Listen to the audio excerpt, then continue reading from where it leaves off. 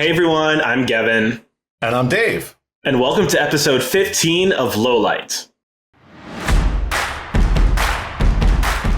On this episode of Lowlights, I talk to my friend, America's favorite cowboy hat-wearing political strategist, and the host of the Rocha Revolution on Substack, Chuck Rocha.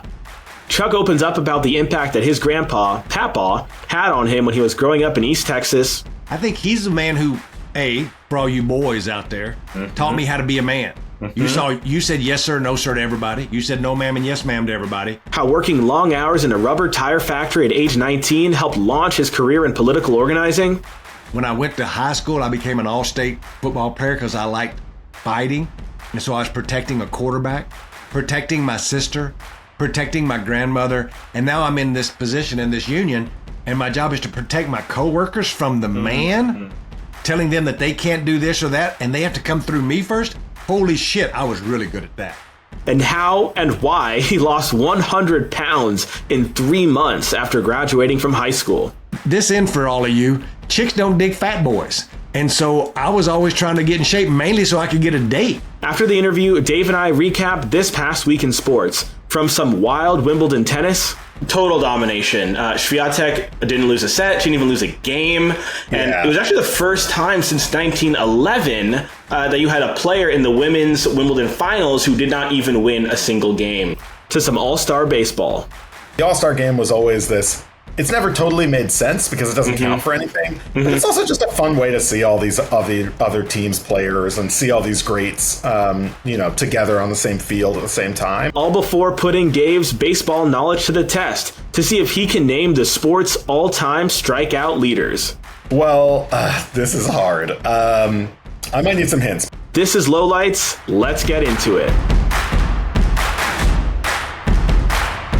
On this week's episode of Lowlights, we're so lucky to be joined by a man who I've had the privilege to get to know over the past year. He's a businessman, he's an author, he's a political mastermind. If he's not in the office and he's not on TV, he's in the gym, he's the wearer of many a cowboy hat, and he's a real man's man. From Tyler, Texas, the host of the Rocha Revolution on Substack, it's the one and only Chuck Rocha. Man, that's a lot to live up to right there. Ooh-wee. And I'm sure there's some other things I left out, so forgive me. You forgot to mention fishing extraordinaire. Fishing extraordinaire. Well, I have a question written about that. Good. We're not going to leave that out. Good. But no, Chuck, thank you so much, man, for coming on the podcast. You are such an inspiration. And I'm so excited for our listeners to be able to hear your story directly from you. Well, and I appreciate you making the space. And, I got a privilege to come up and see you in Connecticut and see some of your co-workers and co-students. And just know that it's not lost on me that you invited me up. And I think folks who give me a voice, and my voice is very unique. Just know that I appreciate you and I see what you're doing as well. And the space on this podcast with the Lowlights, I like that you're doing this as well. Oh, thank you, Chuck. And you give a voice to so many as well. So it definitely goes both ways. And I appreciate everything that you do. But I definitely want to get into it. I've heard you do many of these interviews before, Chuck. Usually, you come on a podcast or go on CNN, you talk about political strategy, you talk about the work that you're doing, to lead incredibly successful political campaigns, the work that you're doing, to re-engage young men in the political process. But one thing, if you listen to the interviews that you do, you'll never not talk about all of those things in the context of your own life.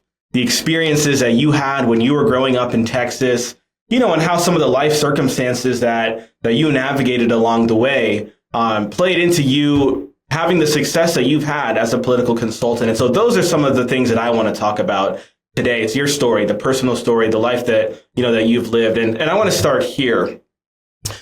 Studies show just how important it is for boys to have strong male role models growing up. And, it could be a father, could be an uncle, could be an older brother like me, could be a teacher, could be a mentor.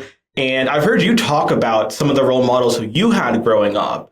You talk about your grandmothers, Evelyn and Carmen, I think were their names. I know they were, integral characters in your upbringing, but I haven't heard you talk much about some of the male role models you had growing up, but I know you had some. So can you tell us about them? Yeah, and it would probably start, and I appreciate you asking these questions. I think a lot of young men grew up like I grew up without a father. Yeah. My father left when I was 5 years old. My mother likes to say she had 2 children and was divorced and wasn't old enough to get in a nightclub. So she was just a baby with 2 babies. And we lived in a trailer house. For those of you who ain't from East Texas, that's a mobile home that you could hook to a truck and move away. Right next door to my grandmother, Mamaw, Evelyn Bussell, and who we are talking about now, who is Charlie Bussell. Charlie Bussell was my grandfather. I called him Papaw. Some people called him CJ. He only had a 3rd grade education. He also was a World War II veteran. That's how old I am. I was raised by a World War II veteran. Now, he would lie about his age to get into the shipyards and into the service, which was the Air Force, at 17. Wow. And he would go into the Houston shipyards, and keep in mind, he had never really been to school. He could only read on a 3rd grade level, but somehow passed to get in. And then they sent him to, all places, Alaska. Jeez. And so this boy from East Texas, his family, we would find out, was from Tennessee. And they were dirt poor people that came to East Texas to get this, to farm sugar cane. After the time when slavery was outlawed, there was lots of poor people from the middle of the country that moved to the South that took a lot of the jobs that slaves had for low-income workers. At this time, there's no Mexican immigrants in East Texas. So my granddad, whose family was so poor, they abandoned him. And he was raised by this guy on this land that I would be raised on, with a bunch of boys to farm sugar cane. So Papaw probably was the biggest role model I had growing up, who taught me a lot of things. And I said this the other day on CNN, is on Abby Phillips' show, when she said, "What is the best advice you ever got from somebody?" And I said, it was my grandfather saying that I should put the tools back. He had a shop, and he was a carpenter, he was a plumber, he was a welder, he was all of these things that he had taught himself, right? And he taught me responsibility that I didn't know he was teaching me at the time. But if I went out and messed with one of his tools in the shop and didn't put it back, he knew exactly where it would go. And I'd get a spanking or I'd get whatever. But I would quickly learn a lesson to put things back till today that helps me stay super uber organized. People are always, and I know we'll get to the thing about me not going to college, me being a teenage father myself. But when you say that, when I look at political strategy and I think about how I talk about it, it's those lessons, because I didn't go to college. So I draw from the experience of being around real working people like my grandparents, of actually working with my hands and getting dirty, and having folks who've actually put their hands on me and me back. That's a good way of saying fist fighting a lot, and growing up in the woods of East Texas. So I think he's the man who, for all you boys out there, taught me how to be a man. You said yes, sir, no, sir to everybody. You said no, ma'am, and yes, ma'am to everybody. You did not wear this hat at a table. You did not start what I'd call grab assing at the supper table. That supper table was not a place to play games. You didn't show up with no Nintendo. You weren't there cutting jokes. You came to the supper table with Papaw to eat, and to eat with your mouth closed, and to show good manners. And I think those little things really, really stick with me today. Definitely. How long did you have with Papaw? Oh, my God. He was with us for a long time. He lived. Now, keep in mind, this man had smoked cigarettes since he was 12 years old. And he smoked his entire life. I remember Mama and Papaw didn't share the same bedroom because Papaw would have night terrors. And so I slept from his time in the military. Right. In the military and all the things. Right. And so he would scream in his sleep. And and so Mama, and never in one moment, this is funny, my family's going to die, I'm telling our secrets. But in my whole life of growing up, I never knew them to share a bedroom. So he had a little bedroom next to Mamaw's, and there were 2 single beds in there. And I slept with Papaw because I was the oldest of all the grandchildren. My mama was next door or working night shift or something. I spent a lot of time in their house. And so watching him and understanding, like, him get up in the middle of the night to smoke cigarettes, he would still live to be his mid-70s. And we didn't lose Papaw until he had a stroke because of, his carotid artery was all messed up. But he lived to be 2011. 2011, he passed. So he lived a pretty long life and a hard life. He quit smoking cigarettes probably the last 10 years of his life and chewed tobacco. Better late than never. Okay, well. That's right. Well, I can tell, even though he's been gone for about 15 years, he lives on. His legacy lives on in you and the work that you do and the impact that you make, right? Every single day, which I think is incredibly powerful.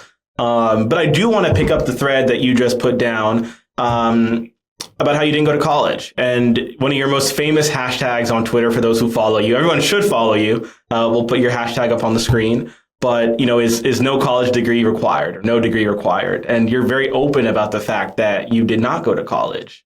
But what you did do, Chuck, was cut your teeth in rubber tire factories, starting from, I think, when you were like 19 years old. Mm-hmm. So, what did you learn about the world and what did you maybe even learn about yourself working in that factory that's helped you be so successful at the work that you do today?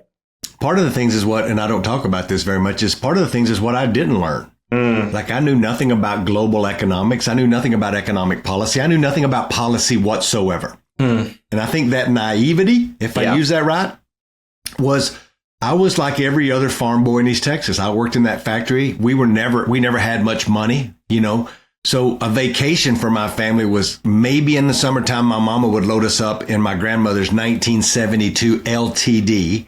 And we would drive to Dallas to go to Six Flags. And that was a big vacation for us. So I tell you that to say that I learned obviously lessons around working people, but working in the factory. And I don't talk about this a lot either. But in the factory, it was all black and white men. Not very many women, but there was a spattering of women. But women would make up less than probably 1 or 2% of the workforce. It was hard, dirty, back-breaking work. Not a lot of Latinos. I make a joke that every Latino that worked in the factory was named Rocha because my dad, 5 of his brothers, a bunch of my cousins all lived there, and there was a couple other Latinos in there. So it wasn't like this Latino stronghold. Chuck was in La Raza. No. I'm stuck in the factory. Now, my daddy had worked there for over 20 years when I went to work there. My daddy did me a favor. He left when I was young. He always paid child support. We didn't see him that often, but he was around. He had a whole separate family he was dealing with. I don't hold that against him. But when I had my son when I was 19, I had been working several jobs. I always worked. I'd carried on a tradition of working. I was a milkman. I was all these things, working in grocery stores, chopping wood, hustling all kinds of things. I went to my dad after Charles was born and said, I need a job with healthcare. I've got this baby now. I got this woman pregnant. She was crazy, all the things that go along with teenage pregnancy. And I had taken him from her and won custody of him when he was just a couple months old. So I have full responsibility of this baby. I move into a house next door to my grandparents, but working into that factory is where I learned about how to organize without knowing I was learning to organize. People in there needed things done. And I write about this in my book, T.O. Bernie. I tell this story of how a guy came to me. I hadn't been there 6 months, maybe less than a year. And he's like, Chuck, I need a union steward on C team. C team was my team I worked. The factory ran 24 hours a day, 7 days a week. C team was the shift work for graveyard and second shift, and we would rotate back and forth from night shift to afternoon shift. One was 3 in the afternoon to 11 in the morning. That's the afternoon shift. And then there was a shift at night from 11 at night to 7 in the morning. And it was a horrible shift because you couldn't get used to one because you're bouncing back and forth. So when our union steward left, it left an opening and nobody signed up to be the union steward because all the young people, the new hires were on that shift because it was the shittiest shift. Yeah. So he comes to me and he's like, Rocha, why don't you do this? Everybody knows your daddy. He's in management now. My daddy had worked his way up from being a janitor to being a nighttime superintendent. Back then, you didn't have to have a college degree. Right. My dad had done some junior college, but never had a degree to be a supervisor. And so he's like, you should do it. All these guys like your dad. He's a good guy. Everybody, he don't give the union any trouble and people would like you. And he goes, plus, keep in mind, there's no Latinos in my entire department. Yeah. He said, the white guys would enjoy you because you sound like them. And the black guys would probably vote for you and support you because you look like them. That's just real talk. And I was like, that's real talk. The conclusion of that long story is this. This is the most important thing that I tell kids everywhere I speak at any college. Yeah, listen. It's funny, I never went to college, but I'm paid to speak at colleges. That's right. So the thing that I tell people is, he said, Chuck, if you will, I was like, I don't have time to do this. I don't have time to do what you want me to do because I've got to load the machine. And this is the best job I have ever had. Cadillac Healthcare, a pension, and I'm making $25 an hour and get all the overtime that I want. I have hit redneck nirvana. And he turned to me and said a statement to me that changed my life forever and put me in front of this mic today. He said, oh, Chuck, He said, if you need to do union business, the union will bring somebody in on overtime to do your job for you so you can handle union business. And I was like, sign me up. Say less. This is an important political lesson for everybody, because I didn't do that to save my fellow man. I didn't do that to make the world a better place. I didn't do that to cure world hunger. I did that because it helped Chuck Rocha not have to load the machine and still get paid money. But when I did that, this is a lesson to all you young men and young women for that matter. It opened a bridge up to me to learn something about something I had no idea about that I was really fucking good at. Right. I was good at defending people. And then the last bit of that story is it would help me connect the dots later in my life for all of you men to realize that I had spent my entire life protecting people. I weighed 200 pounds. I know we'll maybe get to that later. When I was in freshman in high school, I was the size I am now. I was always a big, strong boy. And I always kind of had a big mouth too. So I spent my life protecting my mother, who was 100 pounds sopping wet. Keep in mind, I was grown in 18 and my mother was just 35 years old. It's crazy. So I had fought grown men most of my life through whatever I was doing around her dating life or other things I put myself in front of. When I went to high school, I became an all-state football player because I liked fighting. And so I was protecting a quarterback, protecting my sister, protecting my grandmother. And now I'm in this position in this union, and my job is to protect my coworkers from the man telling them that they can't do this or that, and they have to come through me first. Holy shit, I was really good at that. Well, look, that's hard work. I know you're talking about it in a very positive light, but that's extremely hard work. And I want to connect a few dots here, to bring it to politics a little bit. It's no secret that when you talk about some of the trends that we're seeing now electorally, Hispanic men with a college degree vote pretty differently than those Hispanic men without a college degree. And I've heard you say that this is because when you have a college degree, it's almost like you feel like you have a way out. You at least can see and conceive of a way out. For you, when you were working in that factory, when you were not only trying to provide for yourself, but also protecting, as you say, right, your fellow coworkers, and probably a pretty tough environment, did you feel like you had a way out? I mean, like, were you even thinking about that? If you were, I guess, how attainable did it seem like you could, how attainable did it seem like it was for you to one day, go off and maybe pursue greater dreams? I don't know.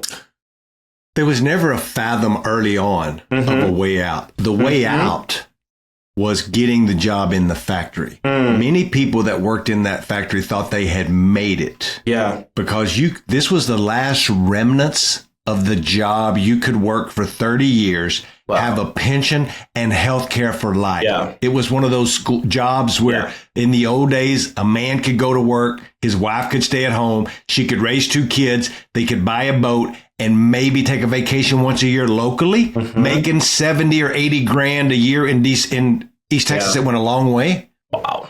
Back then, right? If you worked no overtime, you could make 40 or 50, right? $1,000, which was big money back then. I remember for 40 hours a week, no overtime, I made about $38,000 a year. Big. Like it was 1990, y'all. Yeah. So I tell you that to say that I never knew better of quote unquote the way out, but a time would come when I would see that. When I started getting active in politics and the steelworkers asked me to go do this experimental program, which was the first political thing I'd ever got quote unquote paid to do, was 1996. And I write about this in my book. When the union told me I could take a leave of absence, they would pay me again to pay me like I'm at work. But I didn't even have to go to work. My whole job was going to be getting union members to vote for Democrats in this congressional state. I was like, holy shit, this is the best thing ever. I do not have to go to work and you're going to pay me like I'm at work. And on top of that, you're going to give me mileage for every mile that I drive my truck to pay me back my mileage. This is when I started seeing, there's other things out there. I got on my first airplane. I came to D.C. I went to the Meany Center and got trained on what an organizer was doing. There was only 25 people in this first experimental program. That's when I started saying, oh my God, people make a living doing this. I write a funny story in the book because the folks at the AFL-CIO said when I called them, I didn't know where I could stay in Dallas, Fort Worth. I'd never been anywhere really but Six Flags. And they were like, we'll get you corporate housing so you don't have to drive back and forth to Tyler, which was 2 hours away. And I remember having a conversation with somebody after that, asking, I wonder which corporation they were going to put me up in. And I didn't know that corporations had housing. I didn't know what she was talking about. Yeah. I didn't know that there was corporate apartments that came fully furnished. I thought I was going to live at Coca-Cola. This is me, the ignorance of what I was and still am to some degree of the not being naive is part of that. But those is when the light started coming on of, oh my God, there's more I could do. And I saw a way out of all my friends. And this was the last point on this, is there was rumors. And this is how we started really getting politically involved in my factory, that the company Goodyear was thinking about offshoring our tire plant to Mexico or China. And so we started getting involved in the NAFTA fight and calling our congressman, in the PNTR fight, which was most preferred trade status for China. And so we started getting involved in these public policy debates. And this is when I started learning that public policy could affect workers like me. And I started connecting the dots, and I started realizing that people make a living fighting for workers, people like me, to save their jobs in community. Like, this is how all these things get connected. I haven't talked about this too much on any of these podcast or interviews, but that's how Chuck Rocha is literally born into the movement. Well, let's keep connecting the dots. I mean, today you're one of the most highly sought after political consultants in the country. And I think we've seen that with many of the campaigns who bring you in, not just to handle Hispanic outreach, but to run entire campaigns. Those campaigns end up doing much better than those who don't call Chuck Rocha in. My thesis, my hypothesis is that a big part of that is because you bring with you these real life, real world lived experiences that the consultant class, the political consultant class, just can't bring to bear in the same way. And so can you talk about, looking back on all of these experiences that you've just discussed, I guess the ways in which they inform the work that you do today when you're giving messaging advice to a campaign, or even now when you're employing younger Hispanic folks through your firm, Solidarity Strategies, and providing opportunities for young Hispanic folks like you once were. But I guess, how does it feel looking back on those experiences that you've had, and how do those experiences inform what you do today? I think it's important to unpack something before I talk about how the strategy that I implement helps people win races. And I appreciate you saying that. Two big races that you're talking about is, I was one of a handful of people ever in America to run a presidential campaign. And I helped run Bernie Sanders' 2020 campaign. I write about this in my book as well, about how I turned down the manager job to be the senior advisor and hire the manager and everybody else in the campaign, and have the role of, being over the whole campaign with the manager and a handful of others. I did not do that by myself. Right. And Bernie does exceptionally well with working class people, to your point. He does really good with Latinos, to your point. Well, that would be reconstructed in the last election when I was the same role for a guy named Ruben Gallego, where he overperforms with Latinos. He does really good with working class people. And there's a through line that touches me in all of that. But for you young operatives, and I feel like I'm always giving advice for young men and for young women to that matter, but a lot for young men who really feel like they've been forgotten about that this was just handed to somebody, or we can't all be Chuck Rocha. Y'all, I'm flawed. And the Democratic establishment consulting class literally hates me. And I think not all of them, and some of them have been wonderful to me, but the top people, can you imagine how I'm winning these races and I've never been to college? I call them out about how we've lost touch with workers. And to make my point and to illustrate that even more is that I've been doing this now for 16 years. That's how long I've had Solidarity. I've been running campaigns for now 36 years.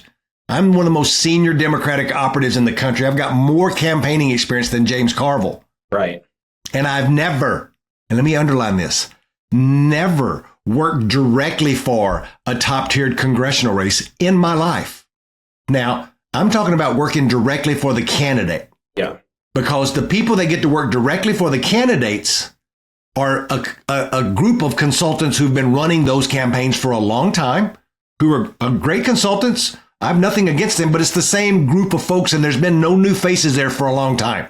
Some of those campaigns and strategists and firms splinter off and develop others, but it's a lot of well-intentioned, and I mean this, well-intentioned white people, mainly white women and white men who own all of this, and they control that infrastructure.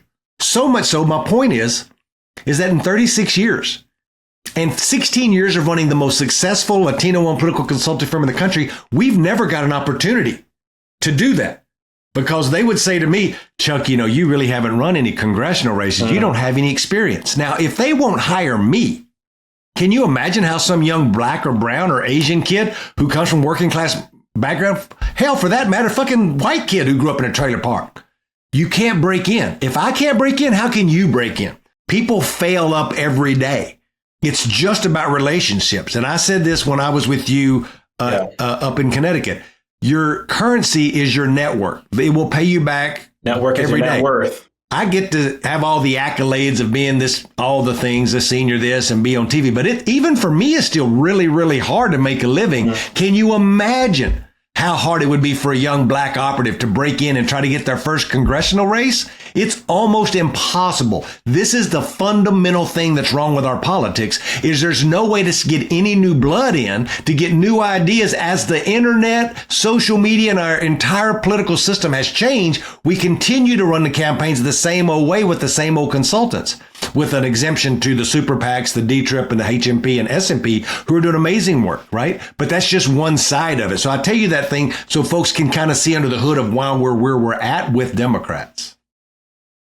And so then can you talk about the pipeline that you're building through your firm, the change, all of which that you just described, and taking us under the hood? I really appreciate it because I knew I got off on a rant there. No. When I started the firm, I did it with the intentionality, and I use that word all the time, to make space for young black and brown kids to have a place, because I was frustrated about what I just talked about. Again, never went to college. I have a criminal record, and I was a teenage father as well, with full custody of a baby. So if I can do this, like I had told you up in Connecticut, anybody should be able to do it. So I created my firm, and I started hiring black and brown kids who, quote unquote, didn't go to the best schools, if they went to any schools, not eliminating folks who went to the best schools. Yeah. But if you didn't have a connection to somebody and you were looking for your first job in DC and you were black, you were Latino, you were mixed race, I just hired those people because nobody told me I couldn't. And so 16 years later, that's how long the firm's been in existence.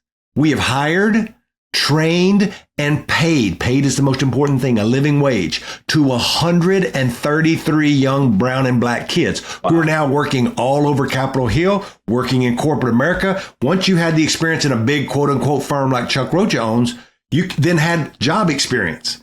And I didn't call any of them interns because I know how the game is played. Mm-hmm. I called them all associates so they would get a leg up.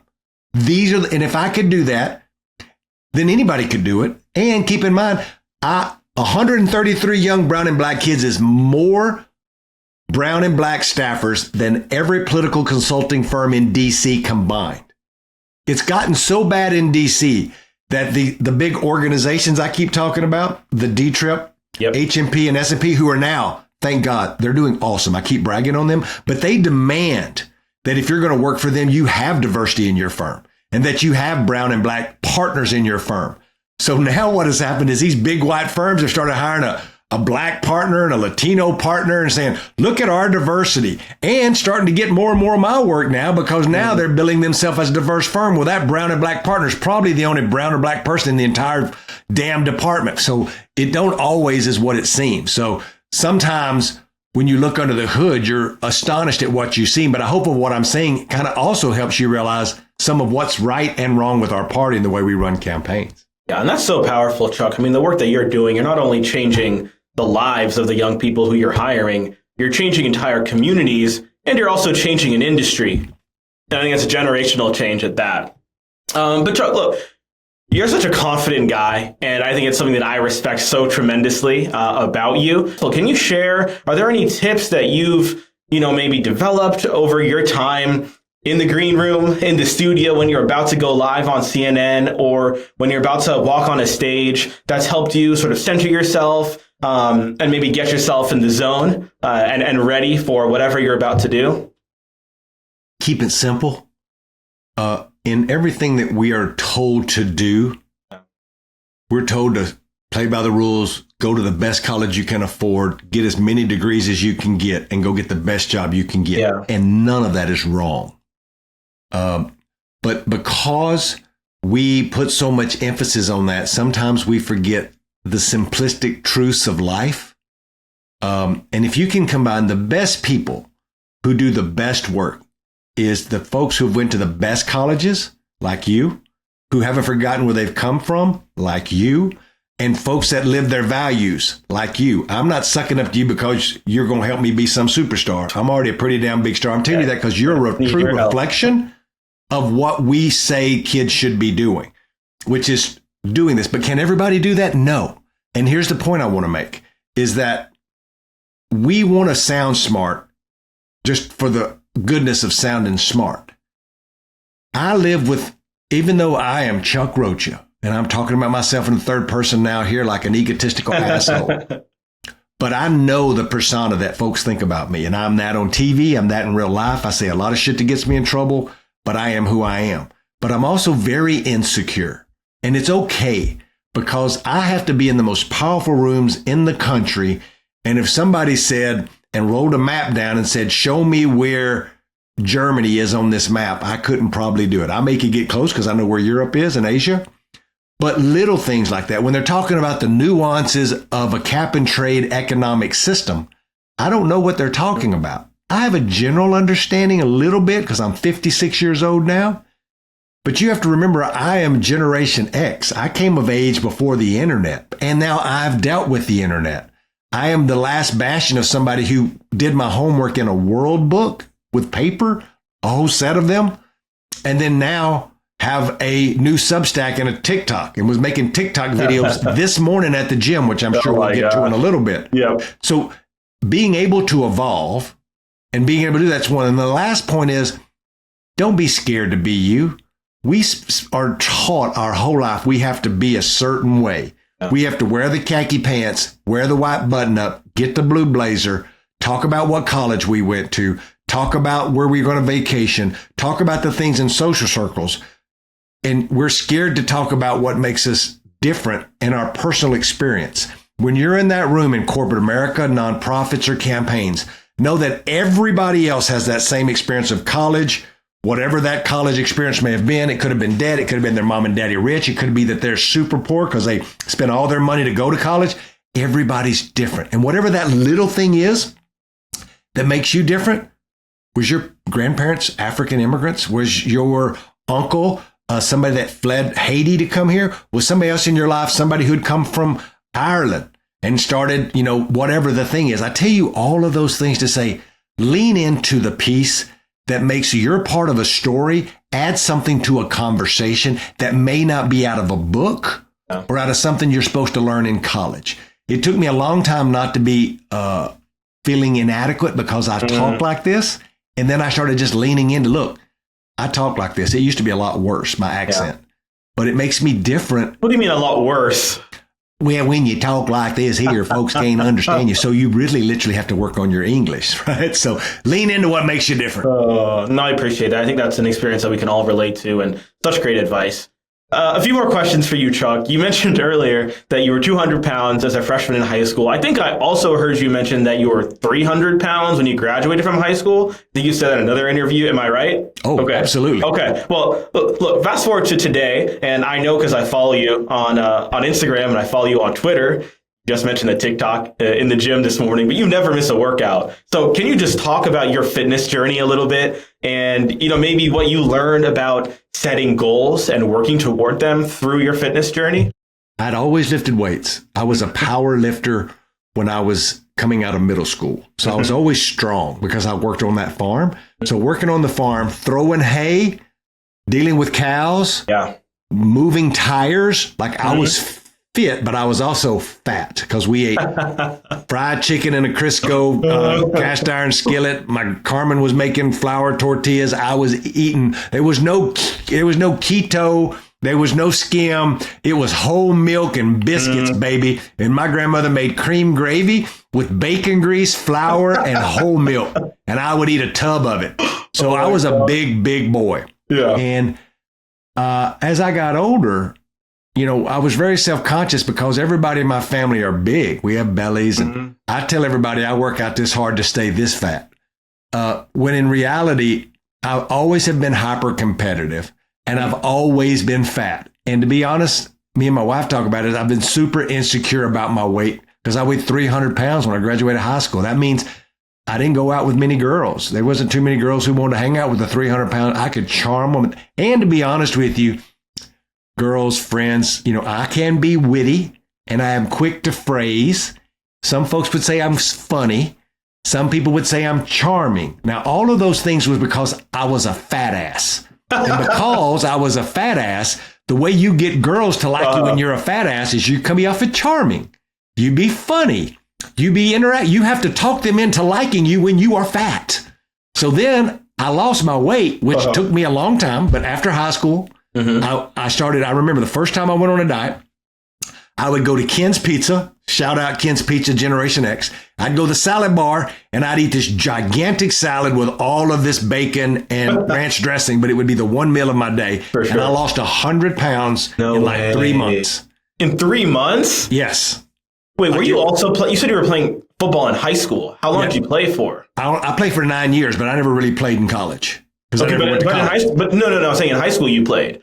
So I'm saying like was a part of the weight that you had because you had to like bulk up and stay for sure. But I was already that big. But I was learning to work out because I was playing football. Yeah.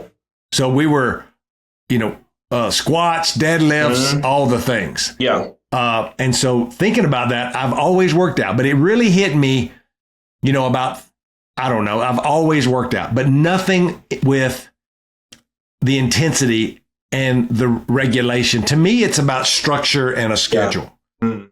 And I have done this for 30 years, 35 years. I used to smoke cigarettes on the campaign trail. Mm. I was drinking all the time. And I just realized that I needed to be healthier. And to be honest, I was single. I've been single most of my life. Mm. And this end for all of you, chicks don't dig fat boys. And so I was always trying to get in shape, mainly so I could get a date, if I'm being really real with all of you men. And I'll tell you a funny story. So I've worked out 7 days a week for over 34 years. I'll take a week or two a year off if I'm fishing, where there's no gym, or wherever. I'll take 3 or 4 trips a year where I have no access to a gym. I'll normally do something, but I'm being physical as it is. And I have never missed. My wife will tell you that she hasn't woke up in the same bed with me much in the 6 years we've been together because I'm gone. Because I go to the gym in the morning, I clear my head, and I do my best thinking there. And that's where all of this comes in. I've fluctuated from 200 to 250 over those 30 years. If I get really strict on my diet, which I have been now for the last 10 or 15 years, as men get older, this is my good advice for you. Not only should you always weight train with weights, but you got to eliminate things out of your life as you get older because your metabolism slows down. So I don't drink beer no more. I don't eat steak no more. I don't have dessert no more. I don't put cream in my coffee no more. And that's how I stay this fat at 209. If I ate a little bit of some of that, I'd be 220, 230. But that's how you do it. And the other thing that and others may not know, but my wife is a professional, almost professional bodybuilder. So she is in incredible shape, and she's 20 years younger than me. And she talked about when we first met, for all of you boys out there, let me give you a little dating advice, is I had become single about 6 years ago, and I had met Ebony on the streets in D.C. She was walking a dog. We had the same kind of dog at the time. I walked up and started a conversation, and several weeks later, I finally talked her into having coffee with me. But she knew I was older than her. Mm-hmm. Anybody could tell. She's 20 years younger. She said she'd went on my social media. This is me telling on her. And she did some stalking. But she saw my fitness videos. Okay, boys, here's your first date advice. She went on my socials and saw that I could do all of these extraneous exercises. I would stand on one leg. She said this was the exercise. There's a Bison ball that's flat on the top and it's rounded, so it does this for all of you watching on YouTube. I know those. I would stand on that with one leg in the air while I had heavy ropes. And I would be doing the heavy ropes while standing on one foot on the Bison ball. And she was like, if he can do that, he ain't that old. So I tell you, boys, that's some good dating advice. You better, if you want to get a chick, do some fitness videos and put them on the internets. There you go. You heard it first right here, Chuck Rocha. But congratulations. I know you and Ebony got married. Was it last year or the year before? And it was August of last year. We're coming up on our 1 year anniversary. And when you talk about, who inspires you? And I talked about my papa. I'll tell you, and this ain't kiss ass into her. She's married to me now. She can't get rid of me. But, Ebony never graduated from college. She grew up in a poor household in Washington, D.C., 5th generation Washingtonian. And to watch her thrive in a city that's built off of where did you go to school and what do you do for a living? She inspires me every day to be a better person. And she's a good throttle for a wild man. So she is my bridle in my mouth of going, whoa, whoa, whoa, whoa, big boy. Like maybe you don't want to jump out of this Jeep and whoop that guy's ass because he looked at you crooked. And I'm scared of her because she's bigger than me. So it's a good lesson. That's awesome. Y'all are such a power couple and a beautiful couple, too. Thank you. Thank you. But Chuck, one thing we haven't talked about explicitly is mental health. Young men across racial groups, across socioeconomic groups are struggling with mental health, with depression, with anxiety. And as you know, there's a lot of stigma around mental health, unfortunately, in a lot of minority communities, Black communities, Hispanic communities. Is this something that you've given much thought to? And I guess if it is, do you have a message to young men out there who might be listening, who might be struggling? Any words of advice or affirmation or inspiration for them? Yeah, I think mental health is an interesting topic for an old guy because there was no mental health discussion when I was a young man. That's I think the taboo part of it of like, oh, hell, boy, I didn't have nothing wrong with me. Suck it up, you big old puss. Like that's the way we think about it as men, which is the wrong way, right? If we would have not have had the internet, what I just said would be true. Like, suck it up, big boy. You ain't got shit, no mental health, you big old puss. Yeah. But in today's world, when you have porn, you have online gambling. You have all of these other things at your fingertips 24 hours a day. And then you have parts of society, not all of society, but parts of society saying that if you try to be a man and like boxing and like a rodeo, that you're now toxic.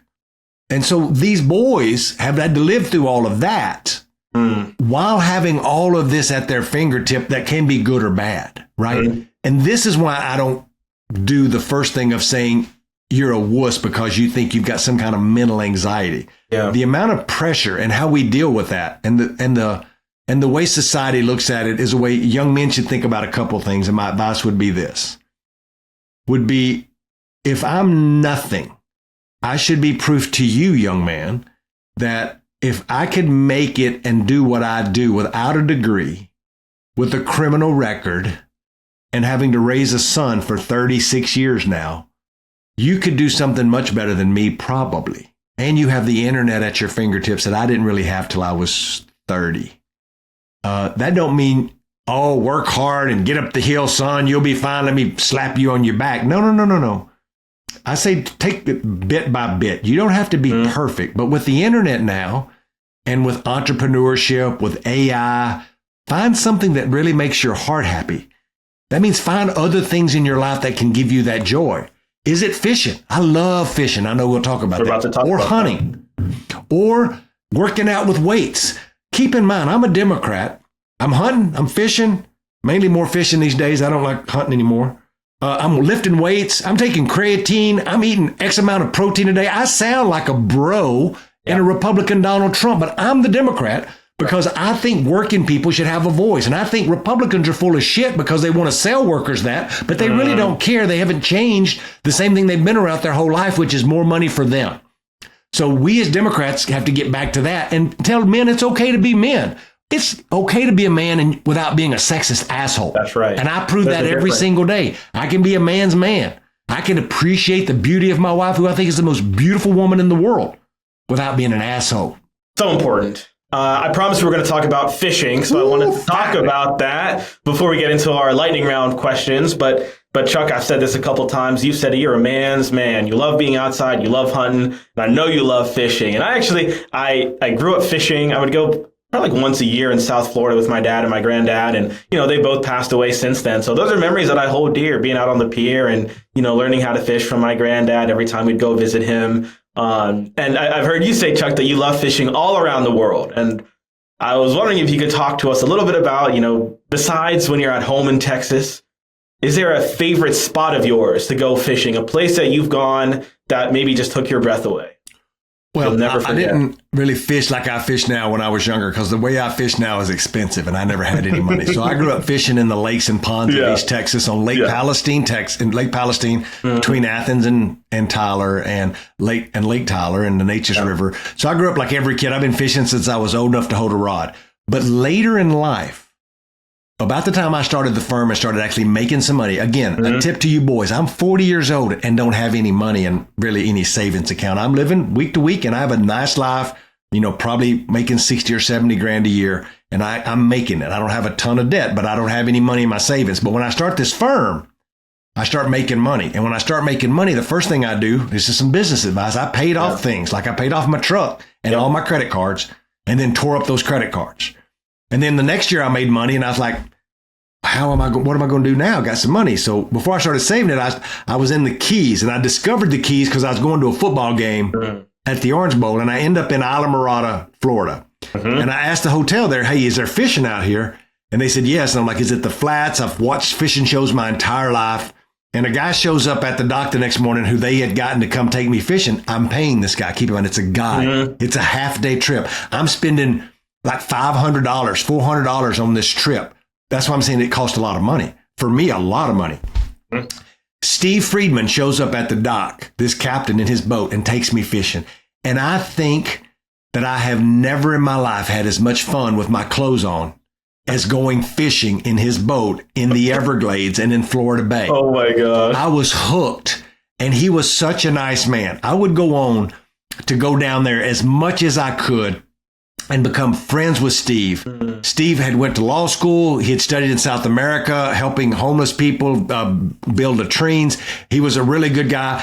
I would fall in love with nature so much, I would go on now to serve on the board of the National Wildlife Federation and start using my expertise to save animals around the world and to fish around the world to conserve these wild places. Steve would go on to get involved in the community because of me and folks around him. He ran for state rep in 2018 and just barely lost in the Keys. He would go on to be the president of the Guides Association in the Keys. And I'm happy to report that Steve Friedman got elected this year to city council in Islamorada. And so he is now, because we met each other, I've taught him a lot about politics. He's taught me how to fly fish, which is crazy. And in the ocean, let me describe the fishing I do. For those of you at home, you're thinking about sitting there with a pole with a piece of worm on it and you're just being bored. Oh, hell no. We don't do that. We're on the front of a small boat. The water's never more than 3 or 4 foot deep. Steve Friedman standing behind me on the top of the motor on a rack, looking at the water to see the fish in the distance through the water because it's so shallow. And then we start hunting these things like we are stalking an animal while hunting. So it's way more than fishing. You've now started hunting the fish. He moves right, you move right to cut him off. And then when you get close enough, like you would shoot a pistol or a rifle at it, you take this little fly rod. And because it's a fly rod, you have a little hook with a little feather on it that make it look like a shrimp or something. So it lands very lightly in the water and it doesn't scare the fish. The fish sees it. Now you have fooled this fish to think that this hook and this little feather is a shrimp. It's a shrimp. And it attacks it and you watch the entire thing happen because the water's clear and it's only a foot deep. Yeah. Oh my God, there's no better feeling than doing that. And then when you're done, this thing fights you like crazy. You bring it to the boat, you take a picture with it, and then you let it go. Nobody dies and nobody's hurt because it's a little fly rod. So you're not ripping out his gut or tearing up his mouth. I don't want to do none of that. I'm a conservationist. So you can take that now and extrapolate it, if I use that word right, because I get really excited, over these giant fish now that I'm catching, the same exact way, tarpon, permit, bonefish. I just took 10 boys to Mexico where we were catching permit and tarpon and bonefish. I was in Mexico last fall catching striped marlin on fly. Not only catching them, we were working with the Billfish Foundation and we were geotagging these fish because, again, I'm the liberal. I'm literally catching fish, putting a geotag on them to make sure that we're tracking their movements to see if we can help save these fish and releasing them because there's no intrusion because it's a fly rod. So now I literally do this all over the world and it is my passion. And I love spending my money doing this because I get to do all the things, strategy, hunting. But to answer the actual question that you answered, being on the front of that boat in the middle of the Everglades where my phone won't work, and it's just me and Steve, and it's bone flat, and me and Steve are talking about all of the things about life, politics. I have figured out how to start my business on the front of that boat. I've had marriage and relationship counseling on the front of that boat. I've talked about heartbreak on the front of that boat. I have talked about the elation of meeting Ebony and really getting happy on the front of that boat. So it's like my counselor and my therapist of being out there on the front of that boat with just me and Steve, with nothing but just me, him, a fly rod, trying to use the excuse of trying to hunt some fish. I love that. When's your next fishing trip with Steve? I will go down and see Steve in September. I'm taking my twin grandsons to Isla Morada, and me and them and my sister. My sister's meeting me there, and we're going to take my son lives in Pittsburgh. He's a union steam fitter, and he has two twin 8-year-old boys, and I'm taking the Rocha boys fishing in August. But the big trip with me and Steve, get this, is we're flying halfway around the world to the other side of Africa to fish in a place called the Seychelles the first week of December. Oh my gosh. Can I come? I at least want to see pictures. That'll be amazing. Okay, so Chuck, we're going to get into our lightning round. We ask all of our guests the same 3 questions. Don't worry, they're fun. And we've gotten a range of answers from all of our guests, and so I'm excited to see what we get from you. The first question, Chuck, what is your favorite TV show or movie? We usually ask our guests to list a movie or a TV show that has to do with sports, but it doesn't have to. So I like the sports documentaries on Netflix. My favorite movie would be Tombstone, about Wyatt Earp. And then the TV I watch these days, I'm like everybody else. I don't watch regular TV except for network news. And there's a genre. Just because you're on TV. So. I am on TV. I am a contributor to CBS News. Thank you, CBS. But there's a genre of things I've gotten into watching on Netflix that are kind of like Game of Thrones, and I love Game of Thrones. But it's things like the series around Vikings, the series around Black Sails, the period pieces. If they've got swords and they're fucking going at each other, like I'm like, fuck, this is awesome. And like, I didn't know anything about history. So watching like the Christians fighting the Vikings and all of the shit. And then the Black Sails about Blackbeard and the Bahamas I was learning about. And like those things just enthrall me. And I always like a good documentary. So anything that encompasses all of that. So sports documentaries, I love the 30 and 30 about Michael Jordan and his career. I just watched the one about Brett Favre. Oh, I need to check that one out. And so any of those ones that show about individuals, I grew up playing football. I loved Dallas Cowboys in the 70s and 80s. Then I gave them up when Jerry Jones got there, and I switched my allegiances to the Pittsburgh Steelers. Okay, what about music? Chuck, what's your go-to pump-up music when you're in the gym? I don't know if you listen to music on your fishing trips, but I'm sure you got some music on in the gym. What are you putting on? I never listen to music in the gym. Let me get that straight right now. In the gym in the morning is where I read in. So I do 4 small podcast. It gives me all the news of the day because I got to talk about the news. So I need to know everything that happened overnight.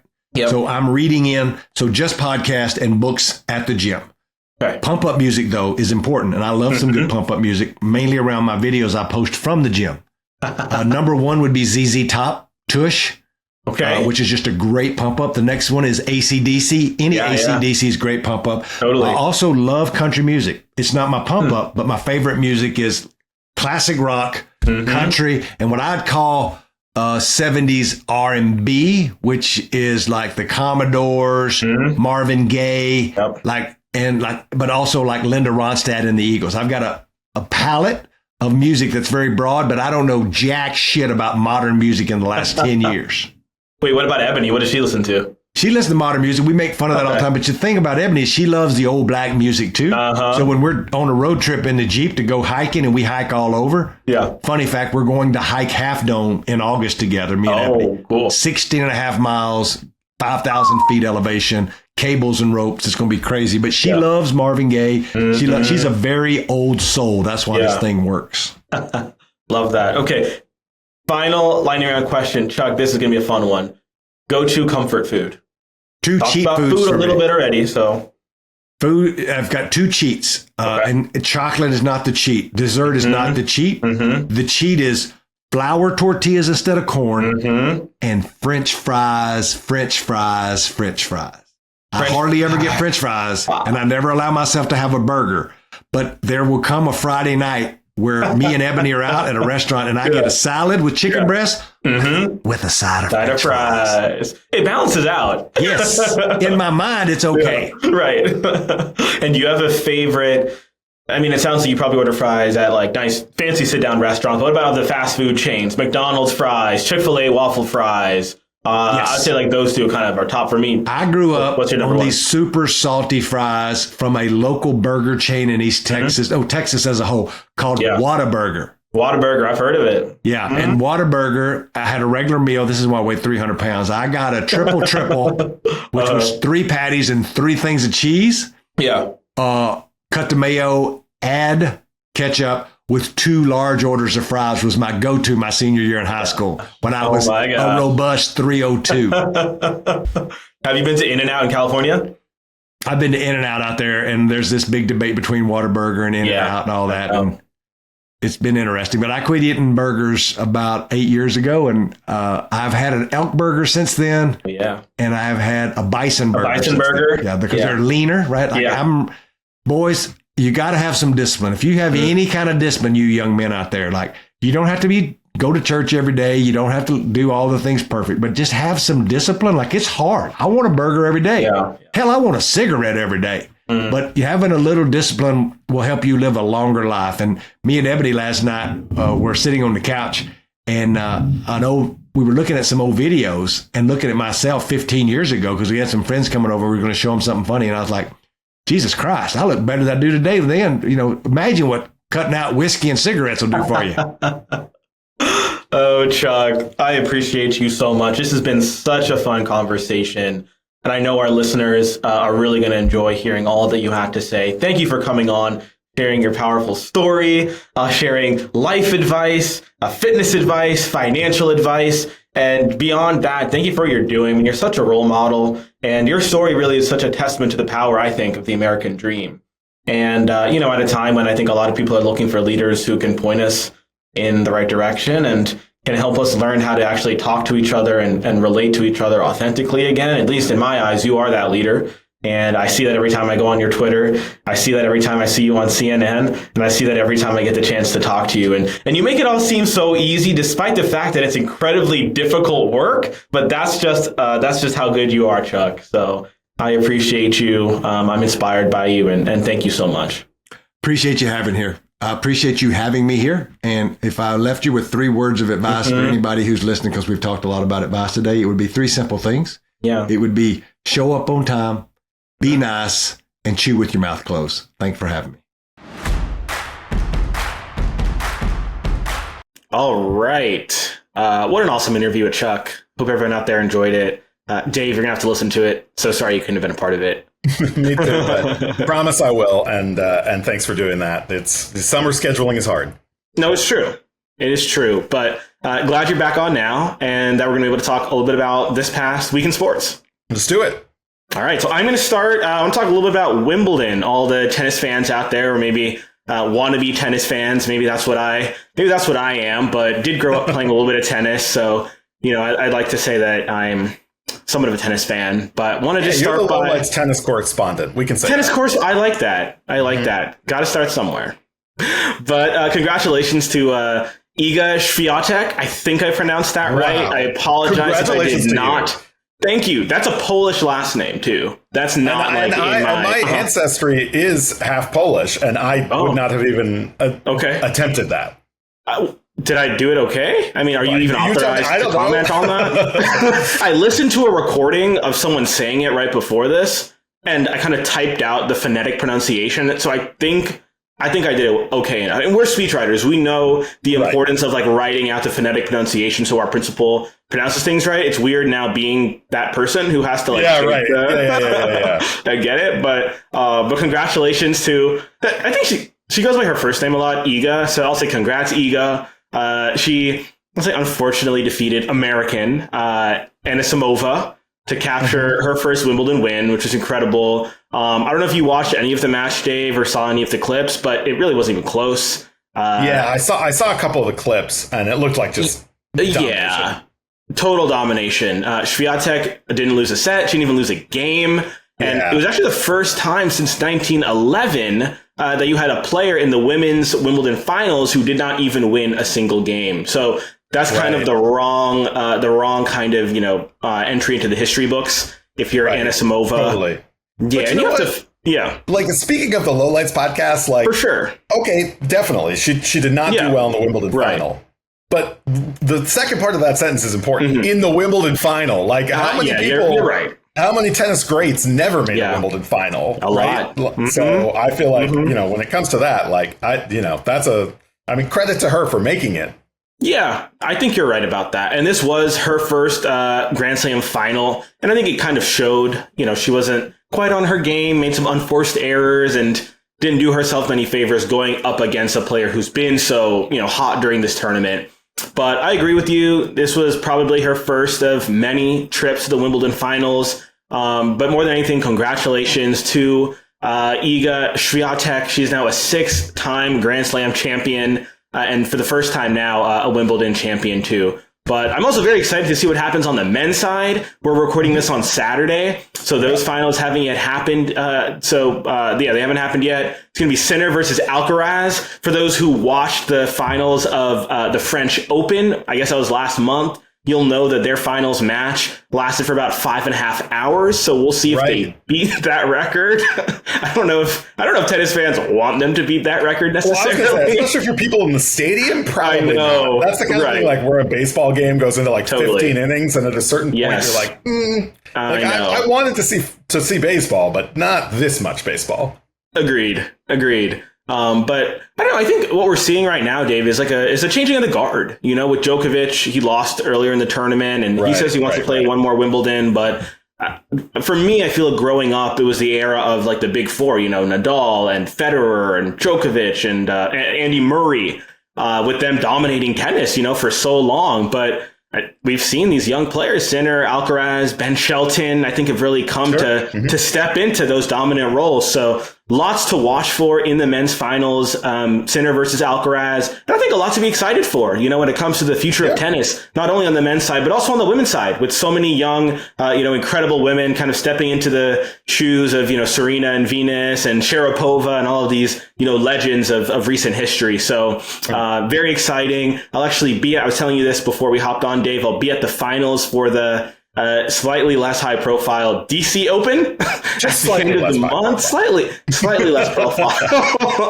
However, there will be some huge names competing in the DC Open. I saw Naomi Osaka is going to be there, and I watched her play. I may have mentioned this before. I watched her play another legend, Coco Gauff, another young legend, Coco Gauff, who I'm sure has many years left in her career.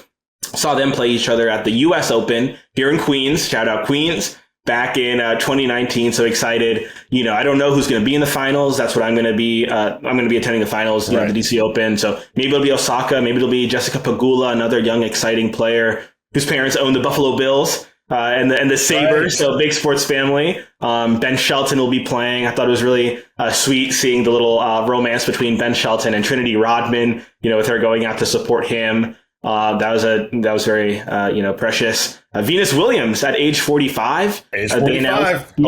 45. Dave, there's still some hope for you. Yes, I'll use this opportunity. I'm going to compete in the DC Open next summer. I have been saving the announcement, but it's time. You heard it here first.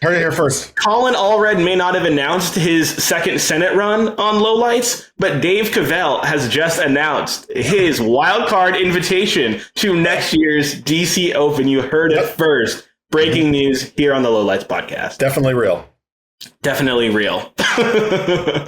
But Dave, I know this is a big time for baseball. I think that's enough on tennis. What do you want to talk about? Yeah, so there are only 2 days in the American sports calendar where none of the 4 men's major professional sports league, the MLB, NBA, NHL, NFL, none of them are playing, and it's the 2 days during the All-Star break when after the Home Run Derby and the All-Star Game, which this year is shot at in Atlanta, ATO. If anyone's going down, let me know. That might be the only good thing that's happening in Atlanta baseball this summer. Okay. That was uncalled for. But I'm wearing my Red Sox jersey. I mean, my Red Sox shirt today because, so we're recording this on Saturday. The Red Sox, they did not have a great start to the season, Gevin. I've been talking about it. It was frustrating. We traded Rafael Devers. It wasn't clear which way the organization was going to go. Okay, as of last night, the Boston Red Sox have won 8 games in a row. Yeah. They are now 6 games over 500. They are only 5 games out of first place. And I am a little smug about this because so many of my friends all year have been like, this team sucks. They're not going anywhere. Who cares? And I all along just kept being like, I don't know why you're trying. This is a 162 game season. Like, let's not write them off in May just because they've had a rough start to the season. Yeah. And you know, I reserve the right to say that I was wrong if this comes up again and the Red Sox lose every game for the rest of the month after the All-Star break. But just like to get to this point was huge. Yeah. And then just quickly on the All-Star game, I mean, I think it's really interesting this year because speaking of the changing of the guard in tennis, there's really a changing of the guard in baseball. And there's a lot of incredible young stars. Aaron Judge and Cal Raleigh, Big Dumper, your favorite, you talked about last week, are really going toe to toe. They just had the really fun series in New York. I was there, Dave. I was there. Those are the 2 competitors for the American League MVP this year. I mean, Cal Raleigh's going to hit 60 home runs as a catcher. Aaron Judge is going to hit 60-something home runs again. You know, it's going to be a wild race. And just in general, I think one of the things that's a little bit of a shame about that, though, is that this year, the All-Star Game, a lot of the high-profile players are not participating, especially the pitchers. We've seen this in other sports. Shohei Ohtani? Yeah, so we've seen this in other sports. Okay. We've seen this, you know, in the NBA where like a lot of the high profile guys just don't participate in the dunk contest anymore because it's not worth it. It's not worth the injury risk to them. Same with the Pro Bowl in the NFL. It's also not in Hawaii anymore, so I don't blame them for not wanting to go and to so Orlando. I think you know, we'll see what happens, but like Zach Wheeler, who's on the Philadelphia Phillies, who's probably he's in the league for the NL Cy Young this year. He's probably not gonna. He has announced that he's not going to pitch in the All-Star game. And Garrett Crochet, the Red Sox ace, he announced he's not going to pitch in the All-Star game. And you know, and on one hand, I totally get it, and I think that makes sense. I'm glad as a Red Sox fan he's not pitching. At the same time, like the All-Star game was always this. It's never totally made sense because it doesn't count for anything. But it's also just a fun way to see all these other teams' players and see all these greats, you know, together on the same field at the same time. And so, do you know the history there? Because in the NFL, at least, the Pro Bowl is played at the end of the season, right? It used to be even after the Super Bowl, and they moved it, so now it's before the Super Bowl. So, you know, I get why the guys don't want to risk, you know, in terms of injuries, but at the same time, there aren't any more games they have to be on for. In baseball, though, with the All-Star game being in the middle of the season, I get why they'd be even more concerned about potentially getting injured and then, you know, risking the second half of the season. So I don't know if you know, but like, is there a reason why the MLB has chosen to play their All-Star game in the midst of the season? Yeah, I mean, so I guess what I would say is, like, they've been playing the baseball All-Star game since I think the 1930s. Yeah. And so at the time, and remember, back then, like, the only time these teams played each other, I mean, baseball was the far and away biggest sport in America. Yeah. And the only time that the National League and the American League would play each other was in the World Series. Yeah. So this was the only time for people across America, especially back then, who would only listen to games on radio. This was the only time for them, so their local radio broadcast of their team. This was the only time where they could hear a broadcast that included all the stars that they would read about in the newspaper. But like, this was their chance to actually listen to a game that, like, you know, if you were a Red Sox fan, like, oh my gosh, I can listen to Jackie Robinson play against somebody on the Red Sox. I can listen to Willie Mays play against Carl Yastrzemski or watch them on TV or whatever. Like, you know, these great players that would never otherwise play each other. And so I think the league wanted to showcase those players. It used to be a big deal, the All-Star game. And for a while, baseball tried to make it so that the winner of the All-Star game got to host the World Series. They tried to make it so that it mattered. And I actually found that kind of fun. I thought that was like an extra, because, you know, to decide who's going to host the World Series based on their record when those teams didn't play each other and played in different leagues during the season, Anyway, so there's a case history there. Okay. But anyway, it's still fun. I still like watching the home run derby. Yeah. I don't watch the actual All-Star game. Sorry, Major League Baseball. Especially now that it doesn't mean anything anymore. It's just sort of, it's fun to watch occasionally, but it's just not. Yeah. It's, they were, anyway. But so that's what's going on this week in baseball. And I think shout out to the WNBA, though, because they are taking. Remember, I said that these are the only days in the calendar when none of the 4 men's major sports are playing. The WNBA is doing something really cool. They are playing all day. So this episode will come out Wednesday, and all day on Wednesday, WNBA will be on. They're showcasing that league, and I think it's a testament to the fact that when we were younger, Gevin, it really was just the 4 men's major sports that would lead coverage, whereas now, like with all the stars in the WNBA, Angel Reese, Caitlin Clark, Asia Wilson, yada yada. Like Sabrina Carpenter. The WNBA is really what's her name? Sophie Cunningham. That's right. Yeah, right, exactly. Paige Buckets. I mean, Paige Buckets. The league is having a moment, and they're capitalizing on that in a smart way, I think, by showing that showcasing their league when nothing else is on the air for sports that day. So anyway, cool. Cool story and interesting time in the calendar. But I know that you were interested in, speaking of changing of the guard in baseball, you were interested in some of the history that has been made in baseball by some of the old guard. Yeah, so we're going to play a game. But before we get into that game, let me just add on the theme of WNBA that a game that I will continue to play is how many WNBA games can Gevin go to before Dave goes to his first. Again, we're recording this on Saturday. I will be going to my 3rd New York Liberty game tomorrow, so we're up to 3. I don't know how much further you want me to go, Dave, so just waiting on you. You did that great little thing about all these games being played on Wednesday, so maybe you can go to one. I don't know. I mean, maybe I'll record something live for the Lowlights podcast of me flying to Dallas just to go to a WNBA game, or wherever the Atlanta Dream are playing that day. That would be a good start, Dave. Honestly, that'd be a good start. I know. I really want to get to a game. It's been so hard, but I promise. Okay. I'm going. Allyship. No one ever promised that allyship would be easy.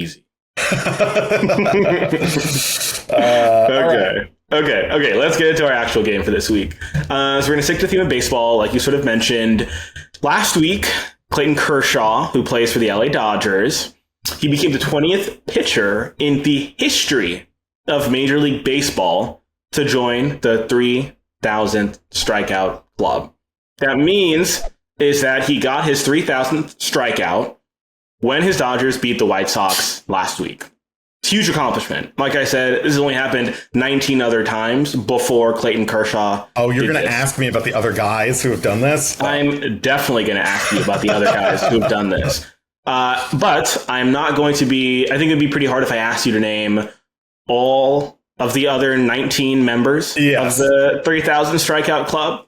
So instead, I'm going to see if you can name the top 5 all-time strikeout leaders in the history of Major League Baseball. Okay. Mm-hmm. All right. Okay, I'm on the clock. Your time starts. Yes, now. All right. Well, this is hard. I might need some hints, but okay. The first one, the all-time strikeout leader, is very easy. It's Nolan Ryan. He I don't even know how many strikeouts he has. I just know he has the most ever, and he pitched for, I don't even know. I think his career spanned the late 60s to the early 90s, I believe. He was a starting pitcher in Major League Baseball. You're correct. Nolan Ryan is number 1 on the all-time strikeout leaderboard with 5,714 strikeouts. That is insane. Mm-hmm. Like, again, I know people listening understand math, but like only 20 people ever have gotten 3,000. Dude, that's almost 6,000. That's insane. Almost double that. All right, shout out Nolan Ryan. All right, you got number 1, Nolan Ryan. Okay, somewhere on this list has to be Randy Johnson. Right. Randy Johnson is number 2. All right, let's go. Nice. I mean, Randy Johnson is like 6'10", and pitched forever for the Mariners, and the Astros, and the Yankees. And pitched 4,875 strikeouts. Love that. Okay, love that for him. Let's go with the Rocket, Roger Clemens. Roger Clemens, number 3. Let's go. 4,672. 4,672. That's a lot.